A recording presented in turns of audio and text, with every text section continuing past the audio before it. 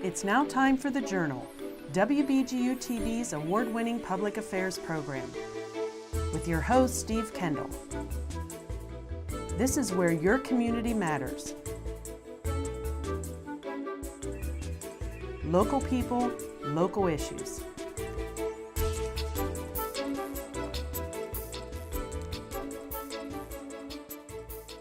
Hello and welcome to The Journal. I'm Steve Kendall. Economic development is always a focus for us here on The Journal, and in this edition we're going to take a look at an organization that does exactly that. It's the BGSU Center for Regional Development.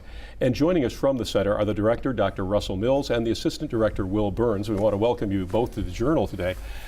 Talk a little bit in general about what the Center for Regional Development is and what it does. Sure. So the Center for Regional Development is a technical assistance center on campus. We are an interdisciplinary center, so we work across all the departments at BGSU. We provide data analytics and support for economic development officials and businesses in the region. We're funded by the Economic Development Administration, so we're one of their university centers that, again, the goal is really to work on economic and workforce development in Northwest Ohio. We serve 27 counties? 27 counties in Northwest Ohio. Yeah.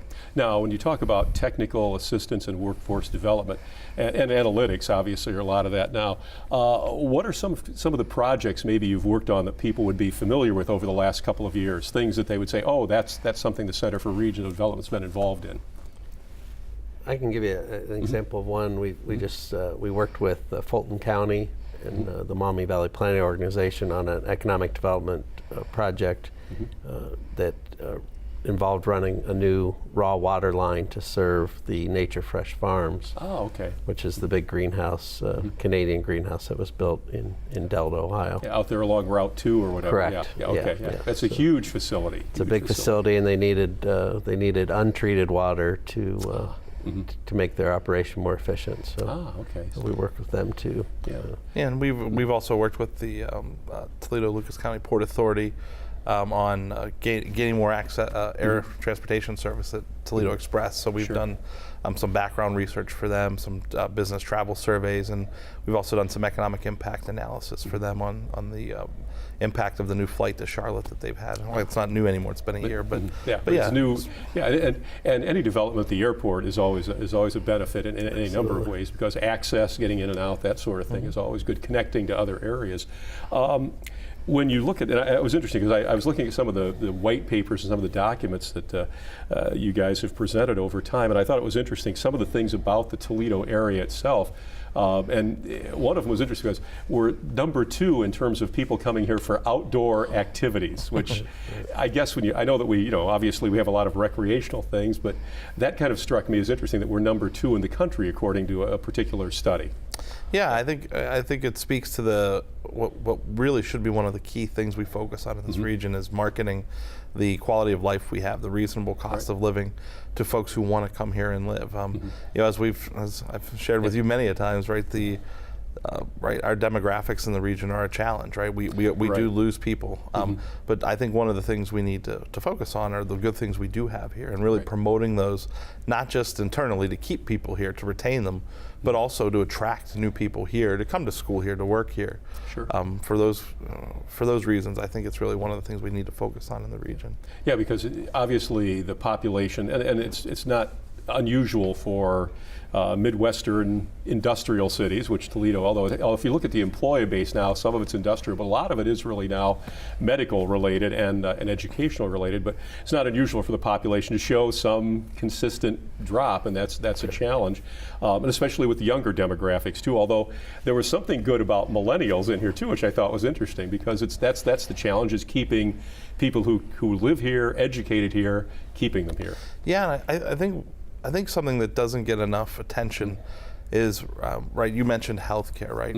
Right. So healthcare is never going to be a growth strategy for any industry. Actually, in fact, if you have a large health sector in your community, that usually means you have an aging population or a very older population. Which we sort of do have a large health component here, don't we? So, I mean, healthcare is going to be something you're going to have across. If you look across all the different regions in the country, you'll see healthcare is growing across all of them because of the aging population. Yep. Okay. So that's never really going to be, unless you're like Cleveland, right? You have the Cleveland Clinic, or you have like a healthcare technology cluster that is really going to be something you grow like Pittsburgh does. Yeah. But they were an early adopter in that, so that would be difficult for us to replicate. Yeah, that's a tough tough area to get into now because of yeah. But what we are good at here is making things, right? I mean, people here are very good at making and fixing things, and so I think that to the degree, right, you mentioned that we're good at millennials. Right, a lot of them, if you look at younger demographics, they like to make things with their hands, whether it be beer or whether it be sort of nice, different artistic things, right? And so the degree we can capitalize on that and the reputation in the region for that, I think that's why we're seeing some success in attracting a millennial base, and also because there's a lot of opportunity in the Toledo region if you're young, really to sort of revitalize the city from the ground up, which I think is attractive. Yeah, because the city itself, in terms of Toledo, when we talk the city in Northwest Ohio, it tends to be Toledo, although there's Findlay and there's Lima and other big population centers. But the city of Toledo has made a lot of progress in its downtown, and it continues to. Now, one of the big moves, of course, was a health operation moving down there, ProMedica, but that has spawned some other sort of rippling effects there as well. One of the other areas that you talked about too, and I was looking through some of the documentation, was what's called foreign direct investment, and that's big in our area, especially compared to other parts of the state. So why are we higher in that area than maybe some of the other parts of the state in terms of foreign investment? I think one of the biggest keys for our region is the location. We have a great location to the Canadian market. And on the automotive side to the Detroit market. Right. So, and that just recently there's the Regional Growth Partnership worked to bring a new Japanese company. They're located at North Cross Industrial Park in North Toledo. Brand new facility, their first operation in North America. It's called Topia, and it's a prototyping automotive business. So this location was key to them being able to get to both the Detroit market and the Canadian market. Yeah, and is that one of the main, now when we talk about when you folks go out and talk, or other people who are representing development in the region, I mean, what are the things that we do talk about? What are the positives? You say, hey, these are the 5 things you should know about us that makes us better and different than some other place you're thinking about locating. Yeah, I would say location, right? So access to interstates. Okay. Number one, our rail infrastructure in the region is very strong. Right. Access to suppliers, right? So our supply chains in the region are very strong for automotive manufacturing, et cetera.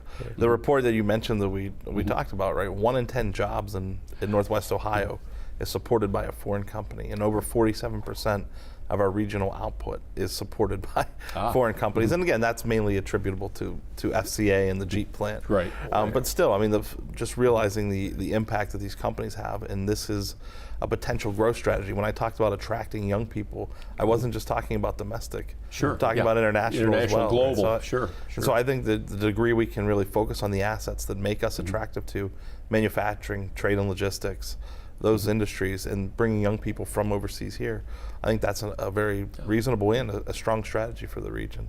Is there any downside to having that much foreign direct investment or not? I mean, because obviously, because now the control or the operation or the organization is headquartered somewhere else. Is that that balances itself out, though? Basically, is what. Sure. I mean, well, there's tax. You're gaining taxes, but the risk is when you have unstable trade and tariff policies. When you have things that are going on at a national level that that favor one industry over another. So like steel tariffs are helping prop up the steel industry. The downstream suppliers and manufacturers in our region have struggled as a result of that. Yeah, they're being challenged by that. That's right. And so that is a big risk, is if the domestic national policies could really throw a wrench in your local economy. But on the whole, right, I mean, while the profits are, you could say, leaking overseas, right, that happens domestically too, right? So I mean, I think it's still a net win in terms of tax revenue and also the activity that's being generated. It's such a global economy now that it's key to have that. Yeah, you have to be you have to operate in that manner. You have to be in that realm. Sure. Well, yeah, we come back. Let's talk a little bit more about that and some of the other challenges and opportunities that we have here in Northwest Ohio. We'll be back in just a moment here on the Journal on WBGU-TV. Thank you for staying with us on the Journal. We have a couple of representatives here from the Bowling Green State University Center for Regional Development, Russell Mills and Will Burns. We were talking a little about foreign direct investment, and you mentioned earlier at the beginning, we were talking at the beginning of the other segment, that one of the things that you work toward and are assisting with is workforce development, and that's an ongoing issue. But talk about workforce development, the challenges, the opportunities we have, and maybe some of the successes we've had in the area, because it's all about when you're looking at a company here. The first question is, do you have the people to work for me that are going to be able to do the kind of work I need done? Yeah, I think we've seen in the region, right? I mean, we obviously have natural strengths, right? We have University of Toledo, we have Bowling Green State University, two large universities that are fairly tied in with the community, and the programs that we offer are very tied to what the workforce and the different companies need. I think in terms of our challenge has always been bringing students in to the region, right? Young workers, and then B, keeping them here. Right. So I think an important project that I know is going on right now that we're involved with is the Toledo Regional Chamber of Commerce is undergoing a talent alignment strategy that they're looking to essentially make sure that the educational programs, everything from apprenticeships to tech schools, everything's aligned with what the kind of jobs we're bringing into the region. I think I mentioned to you before, we're very good at bringing in jobs, right? We're good at creating jobs in the region. A 300 job factory, right? First Solar, the different companies that we've seen in the region. The question is, how do we get them workers? And so this work is, these efforts are really designed to help ensure that we have the pipeline of workers to fill those prepared jobs. For that, yeah. And what are the challenges though to that? What are the things that we face when it comes to being able to supply the workforce? I think one challenge we always have is if there's an in-demand occupation, we lag behind. It's hard to catch up then. Okay. And by the time you try to solve that issue, things have moved on to another issue. But I mean, are there areas right now specifically where we're short? I mean, you always hear that trade jobs are a big area. Whether it's electricians, plumbers, pipe fitters, carpenters, those sort of things. That's an area that welders always seems to be demand. But are there other areas too that we need to be that we're playing catch up a little bit in? Actually, truck drivers, the transportation sector is hurting. On the aviation side, there's pilot shortages. So those are two areas on the transportation. But then just the production worker at the factory, they're having trouble filling those positions. It's a little less wage. It could be a wage issue. Well, and I guess it'd be the question why, and especially with that, because you do see a lot of jobs advertised. And I know this might be an area that you guys have worked a lot in, maybe, but have wages, because there's a demand for workers, have wages reflected that demand for more employees? No, not as much as we'd like. I guess. Not as much. Not as much. Okay. What we find a lot of times is employers are willing to look at innovative strategies, right? Like, I'll build a daycare at my facility to help bring in people like that. Or a lot of innovative like benefits like teleworking, those kind of things. But wages are the one thing that dollar per hour salary. And again, it goes back to that catch-22, right? We're in a global economy, right? A dollar of wage difference can make or break the difference between that job being here and being somewhere else. And so that's a difficult proposition for a lot of companies. I will also say, right? I mean, we've heard a lot about it, but the opioid problem is something that really has taken a lot of workers, eligible workers, out of the workforce, out of the equation. And I mean, I think that's why we've seen so much federal and state attention paid to that issue, is because it's really, while it's a social problem, but at the end of the day, it's really an economic problem. Right. And I think that's why we're seeing so much effort and time spent on that. And especially workforce development, and then also too the social things that flow from that issue as well. But you're right. You want somebody who is employable and available and is there. And I guess when you look at workforce development, I know when we look at the education numbers that you guys analyze all the time, we're sort of above the curve on associate degrees in Northwest Ohio, but slightly below the curve when it comes to bachelor's and degrees above that. Is that a reflection of the jobs we have here, or a reflection of something else? Is there any connection between those two, really? I've always thought it's a pretty I think it's a simple answer, the one that's not really revolves a lot of analysis. But, right, a lot of our students that go to both UT and BGSU, right, come from our region, right? So they've gone to high school here, they've lived there their whole lives, they go to university here for 4 years, and then they're they have a degree, and there are more job openings in Columbus, let's say, for instance, right? And so it's like, hey, I'm going to break away, right? I'm going to go look somewhere new, or I'm going to go to the East Coast, or I'm going to go to Nashville, some of these places that are growing. And so it's really that opportunity. If you look at the population trends in our region, we're really good at getting people when they want to settle down and have a family. So they come back, right? Because it's cheap to live here. It's a good place for kids. But there's a gap between graduation and that we struggle with a little bit. That's it. And so I think it's just a natural thing, because a lot of people come here, but we really do still need to focus on attracting people who may be looking for a different type of lifestyle to come here to fill those kind of jobs. Yeah, one thing the Toledo Chamber did is they put together a program called Summer in the City, working with some of the big companies in Toledo with their interns. So when they have interns coming in from other universities, getting them acclimated to the Toledo region, showing them what's available and what's here to try to get them excited, and maybe they would end up staying, in a full-time because I don't. When you look at, and again, not, our son is somebody like that. Went to school here, advanced degree, et cetera, et cetera. But then his first stop was Nashville. His second stop has been New York City because of the. I guess what I perceive is he thinks is a more exciting environment, and what you're saying is that's what we're trying to say. Look, we're pretty exciting, and we've got things like that here as well. Right. Yeah. And I mean, I think we've, like you've mentioned before, right? We've seen a rebirth of downtown Toledo, and I can't underemphasize how much that has made a difference. I mean, just the fact that you can take people downtown for a nice dinner, the Heights, the Brim House, all the different restaurants, and Hensville, the whole complex. I mean, it really is something that attracts people here, right? We're actually taking job candidates out for our department in political science, right? And having to show them this is something that's exciting. Like, hey, look what's going on. So. Yeah, because I guess it's a perception that maybe there's a misconception about the city or about the region based on some past history, obviously, and you have to sort of re-educate people on that, I guess. And you want to catch them while they're, if they're here from outside the area, working internships and co-ops from other parts of the country. We want to get them while they're here and get them excited about the region. And a lot of that too, and they go back and talk about, I was in Toledo for my internship.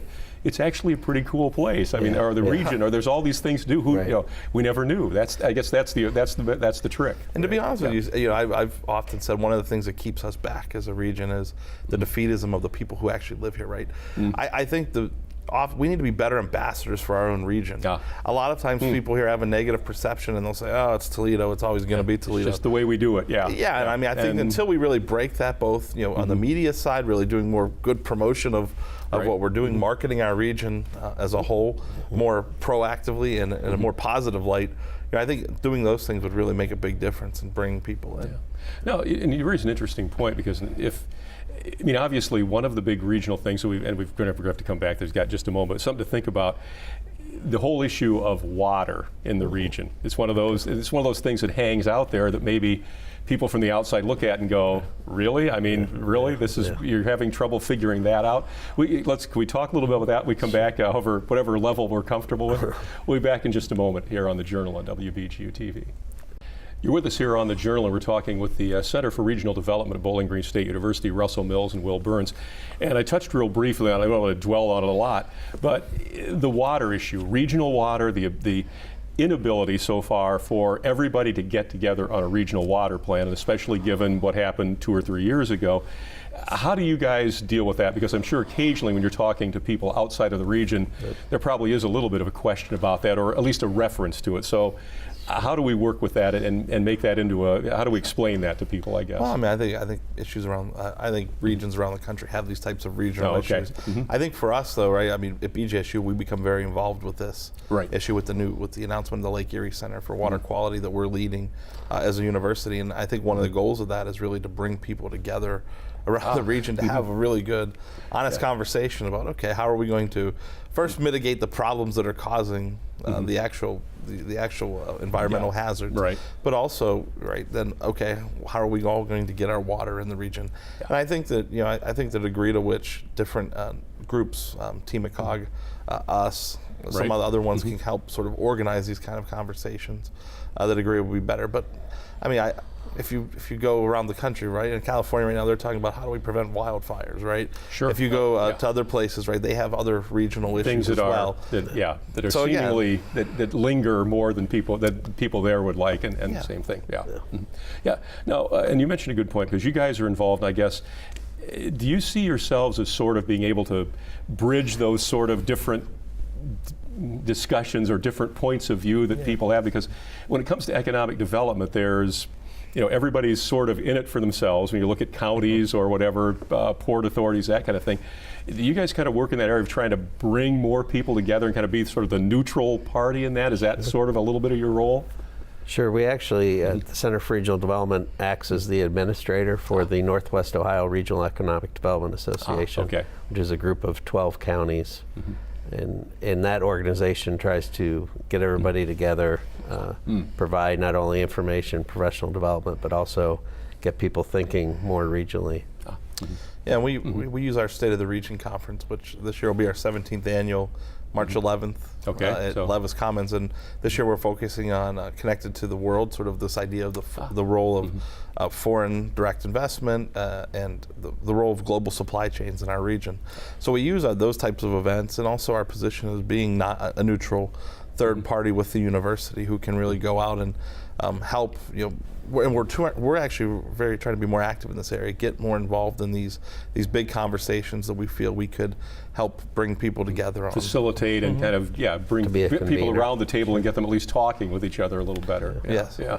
One of the, and this is more of a national thing, but it was a huge story, and Amazon, of course, played a big story about people wanting to locate their second headquarters. And it seemed like every location in the country, every small town, every city, every county, every state said, oh yeah, we'll rename our state Amazon if you want. To get talk a little bit about the psychology of that and the marketing of that, and how people had, in a way, had to react to that, because you wouldn't want to say, well, you could have gotten Amazon here if you just made an effort. Yeah. It wasn't that simple, obviously. So talk a little about, because that was a challenge that everybody, it seemed like every place in the country was going to try to get a piece of that. Right. Yeah. Yeah. Well, I think like you said, right, there's a lot of pressure on elected officials to bring jobs, even if the jobs that would be brought would never be sustainable for most of the communities. I mean, there really were so few locations, even people that made the final list, like Columbus, Pittsburgh, they were never going to have the workforce necessary to be able to support that level of. I mean, we're not talking about 25,000 manufacturing jobs. We're talking about 25,000 people with basically advanced computing degrees, and that's going to be very difficult. That's a chunk of people. For any location to sustain without sort of taking those positions away from the other businesses that are already there. Which then, of course, you're just basically and so moving things around on the board. Yeah, I mean the two places they picked, right, in Washington D.C. and New York, those are two places that, like we've talked about, attract people all by in of themselves. Yeah. So they're going to get lots of people to go there. I think what the whole competition really illustrated was the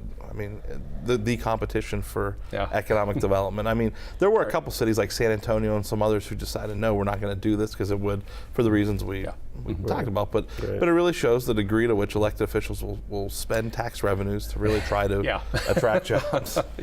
Well, and that's a good point, because in the long run, a lot of times, something like that proposal, as you said, wouldn't have been sustainable for probably 99.5% of the people of the locations that were involved, but yet on the front end it looks really good. So how do you guys look at that too? You have to balance not just the short-term impact but the long-term impact. Sure. So how do you analyze that and consult people on that and say, look, you're looking at this, it looks good, but keep in mind here are some things you need to think about beyond the first week or two of this whole discussion? Yeah, I think with any project you have to look at what could be some of the negative impacts that would happen if the project takes place. So what impact is that going to have on existing workforce availability, and then as well as just utilities and that type of thing. All the infrastructure yeah. and social impacts of that Right, too. And I guess real quick, and I know we've just got a moment or two. I mean, if you look at the oil boom or the whatever in the Dakotas, where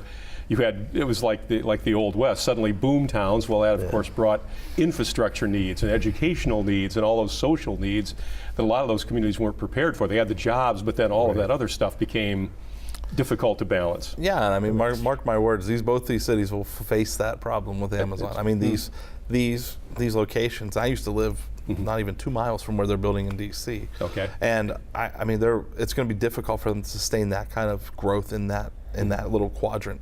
It's going to be, I mean, there will be social challenges. The taxing of the transportation system, et cetera, is going to be which a is nightmare. already great in that area to begin with. Yeah. I mean, so I mean, right. I mean, you bring up a good point, right? You know, what are the negative consequences of this? And sometimes there are, but back to the main point, right? 25,000 jobs can be transformative to a region, so that's why everybody. Yeah, there's a positive ripple as well. Right. Yeah, I mean, so everybody thought that was. Okay, well, great. Well, Russell Mills, Will Burns, thank you so much for coming over, and we'll have you back again because, as you said, you've got your big conference on March 11th, which is the big presentation talks about the region very specifically and with very great ideas. We'll have you back on to talk again about economic development and the center's role in that here in Northwest Ohio. So thanks again for being here. Thanks.